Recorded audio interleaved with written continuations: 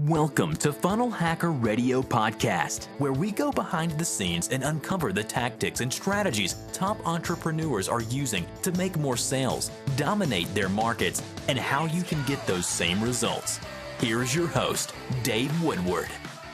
Hey everybody, this is Dave Woodward. Welcome to Funnel Hacker Radio. I'm super excited today. You have the opportunity of hearing from a guy who's absolutely crushing it, nobody knows about, and these are the kind of guys I love bringing on because Nate has been out there actually spent over $70 million selling supplements, nutraceuticals, performance, all this crazy stuff using online marketing, affiliate marketing, and he's a guy I want to make sure we dive right into. So he's actually been a friend and partner with Dale Hensel, who I did a podcast with a while back. But here's the guy who actually does all the stuff that Dale was talking about. So Nate, welcome. Thank you. Thank you very much for having me. So real quick, let's kind of dive in. I know the two of you guys got together back in 2011, started off kind of the real estate side, but we were just talking about really kind of getting into the supplement stuff. So let's talk about what it is that you're actually guys have been doing and crushing it that way. Sure. So for the last five and a half or some odd years, we've been working kind of an interesting niche of internet marketing, which is called affiliate marketing. And what that means is we have a company where we sell products to consumers, and we use affiliates and affiliate networks to help drive the sales process of that. And it's very scalable. It's been a real interesting ride. There's not a whole lot of information about it. There's nowhere you can go to school to learn about it. It was really something that we learned. It was kind of word of mouth. And we kind of stumbled into it. And before we knew it, we were in so deep that we needed help to get ourselves out of it.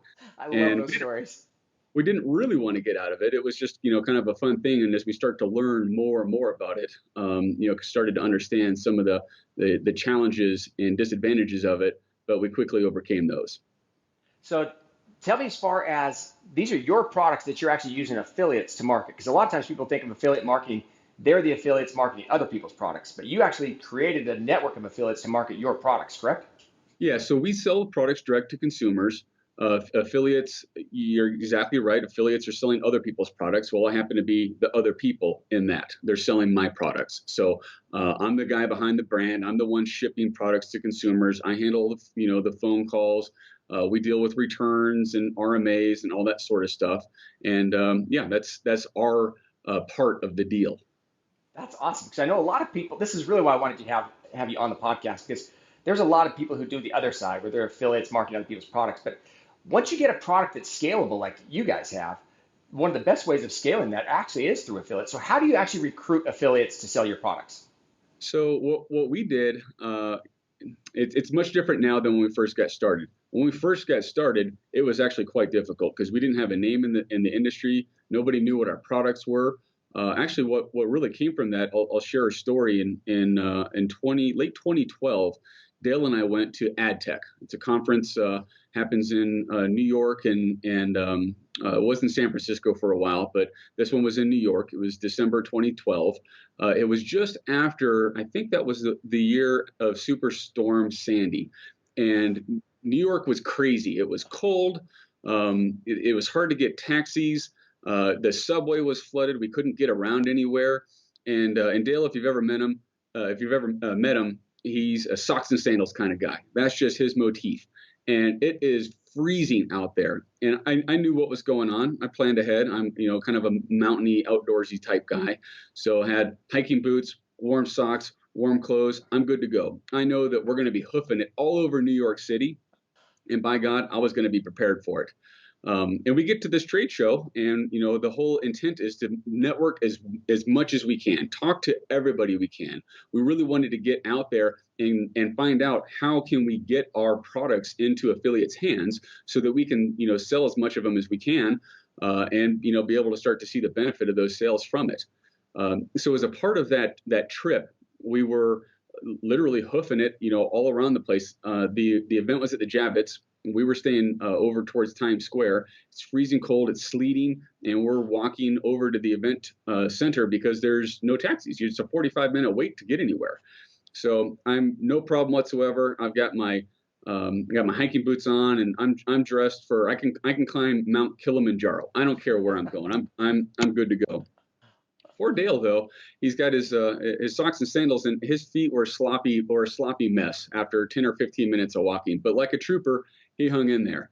And we went to the event, and at the event, there were booths set up all over the place with affiliate networks, and many of them focus on specific niches in the industry. And the ones that we were looking at were ones that sell health and beauty type products, vitamins, supplements, topical creams, oils, shampoos, you name it. That's the sort of stuff that we were selling, and so that's what we were looking for. And going to this trade show, we basically were just cold calling these booths, so to speak. We're just going booth to booth, and we found a couple of networks that expressed some interest. And one in particular, a company still work with today, a great company called ClickBooth. And we started a conversation with them about what our products are, what we were looking to do, and that face-to-face interaction with the sales reps at that booth is what put us on the map from a sales perspective when we got going, because it's so interesting in this internet industry, this internet marketing industry, how critical those face-to-face conversations are, but how little they happen. So many people are communicating through instant message on Skype, Slack, Facebook, you name it. But us actually being there and meeting with and talking with those affiliate networks is what established enough credibility that they were interested in helping us develop and tweak, optimize our pages. They really walked us through a lot of interesting learning in the beginning, so that they could then turn around and go to their affiliates and say, "Hey, check these guys out. Let's start driving some traffic and making some sales happen." I think that's awesome. I think the big takeaway, I stress to people all the time on this, and Nate, you just validated for me, that is, especially as an affiliate, if you're going to try to be recruiting affiliates, you have to get out to know them and meet with them. And there's nothing better than obviously face-to-face if you can. We have our Dream 100, and we are always trying to spend as much time, quality time with them and connecting with them as we can, just because of what you just mentioned. There's, again, as digital as we are, there's still nothing better than getting out there and shaking people's hands and talking to them and getting the real bond and friendship connected. I attended a lot of events for that one reason, just so that we can get to know some of the big players and spend time with them. Yeah, I couldn't agree more. After that event, we continued kind of this tour of hopping different places in the country, talking with fulfillment companies to help us figure out, who are the best ones in the industry to help us actually get our products from, warehouses into individual consumers' hands. Talking with credit card processing agencies and sales reps for various independent sales organizations that facilitate the credit card processing, to make sure that you're paired up with the right credit card processing for the billing mechanisms that you use. If you're a subscription-based merchant versus a non-subscription based, your credit card processing needs are wildly different. So those are some of the things that we took upon ourselves to go out and travel and meet people, and we were flying all over the place, and it really helped us get going in late 2012 into 2013. And the dynamic changes once you're on the map. Once affiliates see other affiliates running your sales on Facebook, Google, through display, through various areas, that attracts attention and attracts other affiliates to your offer. So depending on, if you have your domain, registered either privately or not, affiliates can find you that way. And then you're actually in the position where they're coming to you. That is crazy cool. I think that there's nothing quite like success breeding more success. I mean, no one wants to be the first guinea pig out there type of deal, but man, once you've had success, everybody likes jumping on. We're starting to see a lot of that with ClickFunnels right now, as people are jumping on the bandwagon to promote just because of the success we're having. So I think that's awesome. Well, tell me, as a person we've got a lot of people who have got some pretty successful products. If they're looking to recruit affiliates, obviously some of the things you mentioned was in merchant accounts and fulfillment and all that kind of stuff. How did you guys decide on the price point that you actually wanted to pay them, as far as, because I know for us, compensation is always one of the big things affiliates are always asking about. How did you guys deal with that? So in the health and beauty niche that we operate in, there's kind of a set price for those types of sales, and it's typically done on a cost per acquisition, and usually it's in the somewhere between $38 and $45, maybe as high as $50 per acquisition of either a customer or more typically of the number of products you may have. So if you're selling a Big Mac and fries, sometimes you're paying, 38 bucks for selling the Big Mac and 38 bucks or 40 bucks for selling the fries as well. So for us, we didn't have a tremendous amount of negotiation in the beginning. It was kind of the price of the network set with us, said, okay, this is kind of the going rate. You can adopt this, or maybe you should look elsewhere. That is very, very cool. Well, tell me, you guys scaled like crazy. How did you guys literally went from 0 to 70 million over the last 5 years? That's a lot of product. Yeah, it is. How did you handle the scaling? We broke everything we could think of, and everything we couldn't think of on that path. So that's actually one of the struggles with these these types of businesses and online. And I had no idea what I was getting myself into. I was a vice president of Bank of America before getting into all of this. I'd spent some time doing a bunch of real estate with type of real estate that Dale had done as well, kind of as an unknowing competitor at the time. But when we first got into this affiliate marketing industry, we just didn't know. And it actually is probably good because honestly, looking backwards, if we knew all the pitfalls we were going to walk into, I don't know that we would have taken the same technique or taken the same path. But really, it's just one of those things that you start taking steps towards your destination. And as you get closer and closer, and you twist your ankle or you sprain your wrist or something like that happens, you stop for a moment, evaluate what's wrong.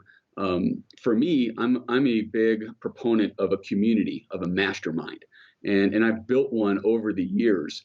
And in fact, I've got a pretty large event coming up in December called Adsum, and it's for advertisers that sell their products using affiliates and affiliate networks.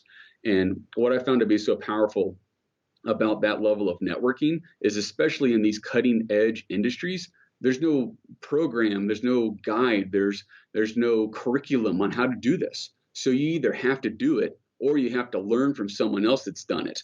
And what I found to be so powerful about that community, that mastermind that I've built, is over the years, I've been able to look to somebody who's been in my shoes, who's taken the lumps, and ask them, okay, well, how could you avoid that?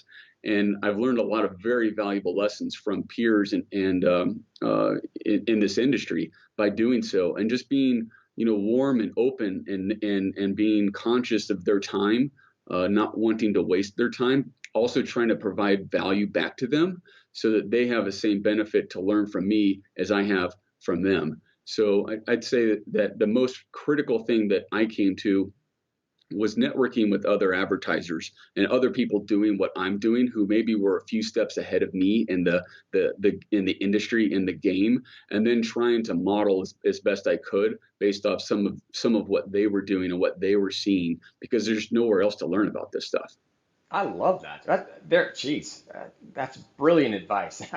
I tell people all the time, it's one of those things it's so much easier to learn from someone else who's already gone through it than to bloody yourself up trying to learn it yourself. It's such an expensive learning curve, especially when you start trying to scale like you guys did. I totally agree. And I've had testimonial after testimonial of guys that have been in this community and, that I've built and have come back to me and said, Nate, I was like on a deserted island, and it was completely dark out. And all of a sudden I see this light. And as I came to it, I started to see all these other boats that I didn't even know exist. And we're all kind of congregating around this one island and able to drop anchor and hang out and share fishing stories and compare notes and just learn that we're not the only ones out there in the middle of this dark ocean fishing at night. Well, Nate, if someone on our group here wanted to find out more about Adsum, is that something that's open, or is it what opportunities would they have?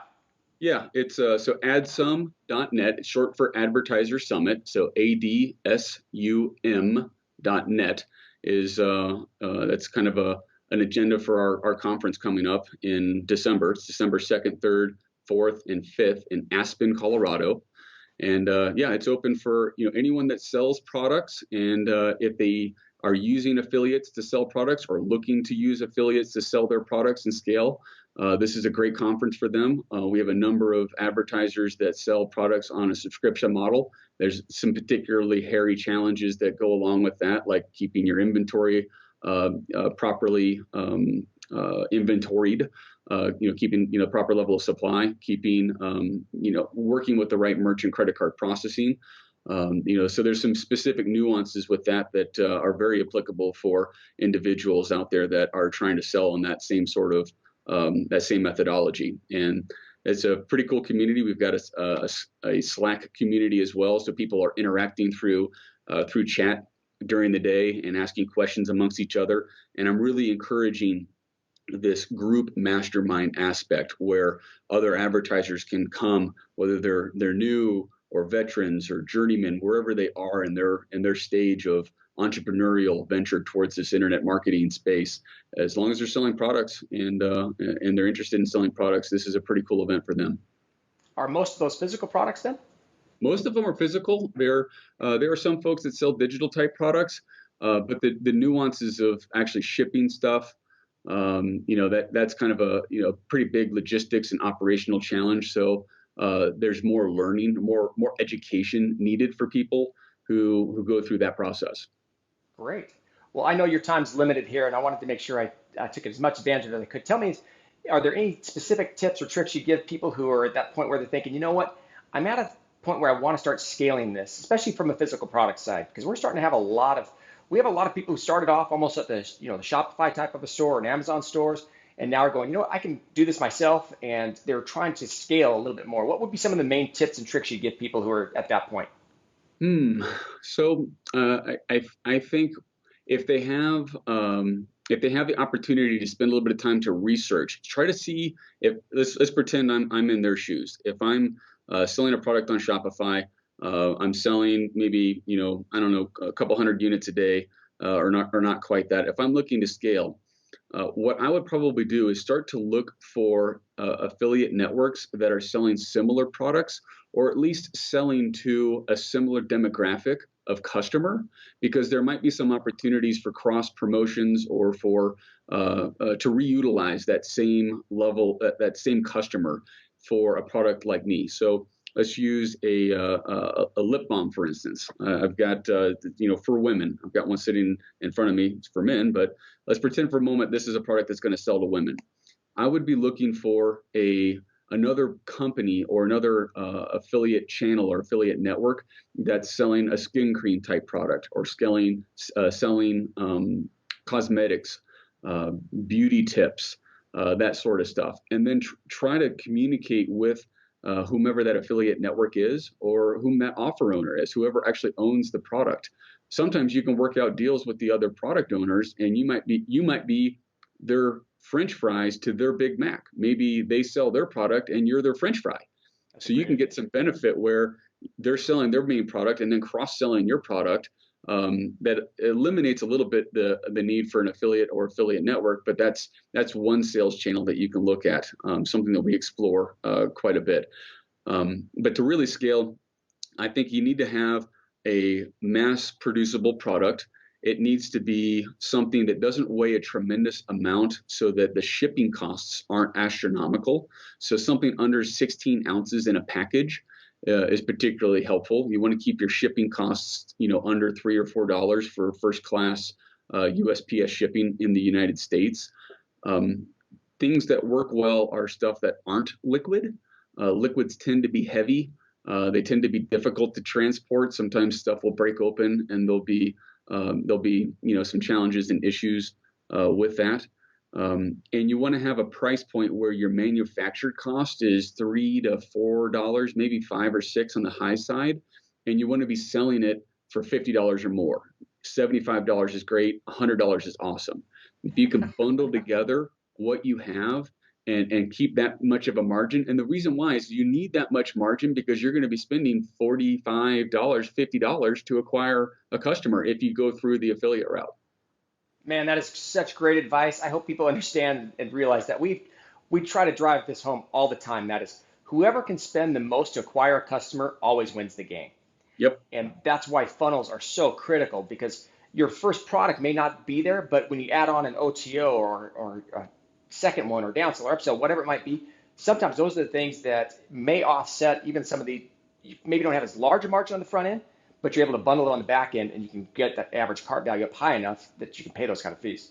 You're absolutely right, and you illustrate a point that something I've been witnessing as I've cultivated and created this community of these other advertisers is they are almost unanimously very information focused, very analytic focused. They're very detail oriented, and they have to be very detail oriented around the financial aspect of the marketing, because it's almost as much as of a cash flow and a financial business as it is an actual tangible good shipping and manufacturing business.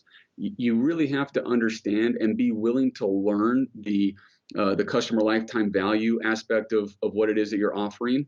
You need to understand the numbers everywhere you look, your inventory, your customer service, the hold times you have on your customer service, the amount of time your customer service spends on the phone with your customers. You need to understand the intricacies of the details around your web pages and how well they convert.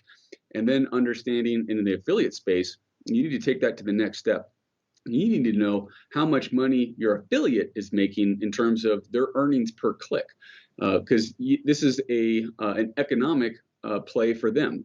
Most affiliates, they have a very day trader type mind frame. They're buying low, selling high. So they're buying traffic for 60 cents a click and selling it to you for $1 a click. They're making 40 cents. So that's their margin, and then you have to make margin. So there's a number of very analytical and very detailed aspects of these types of businesses that people don't even consider when they first get into it. And if your subscriber base, if they don't have that level of detail and that interest in grinding and learning about the mathematics of that aspect of it, this can be a pretty tough business for them to really scale, because when numbers matter, do they really matter? When you start scaling, you're talking tens of thousands of dollars sometimes that is in float or due for payment, and if things go sideways at that level, it can be difficult to unwind with all happy campers. That's the key there, with all happy campers. Yep. Oh, Nate, I love your content. Thank you so much. Anything else before we wrap things up you want to make sure people know about? No, I mean, we hit it on the head. Really passionate about creating a community for other advertisers that, are looking to ship tangible goods. Would express to anyone that's listening to your show to hit up adsum.net and come out and visit me if you want to have any more questions. I'll be live in Aspen from December. I'll be there from December 1st through the 8th. I'm going to hang around and ski and snowboard, and it's going to be a fun time. I may actually have to join you. My son's birthday is the 5th of December. Maybe I'll have to have him fly out to Aspen with me, and we'll do some snowboarding out there. It sounds like a great trip. It's a total different trade show than anything anyone's ever seen before. I've been to the AdTechs affiliate summits. I've been to Affiliate World. I know the founder of Affiliate World. They've got a really cool event, but we're doing something totally different. We have some education panels and some very specific education tailored towards this audience group on Saturday, December 3rd. And on December 4th, our trade show, our expo, is called the Tycoon Saloon. And it's literally the entire first floor of the Hotel Jerome, which is built in 1889. It's the oldest hotel in Aspen. And when you walk into it, you feel like you've been teleported back into 1889, and that Old Town Aspen is still mining silver the way it was back then. They've done a beautiful job renovating it. Still looks fantastic. And there's 3 big bars that are, we've got sponsors that will be serving alcohol from 1 until 6. Our booths and trade tables are not like the typical giant trade show where you walk into this massive room and you immediately feel like you've been assaulted by booths and banners immediately. It's not like that at all. It's the tables are set up and tastefully set throughout the entire floor. There's, like I said, a tremendous amount of lounge opportunity.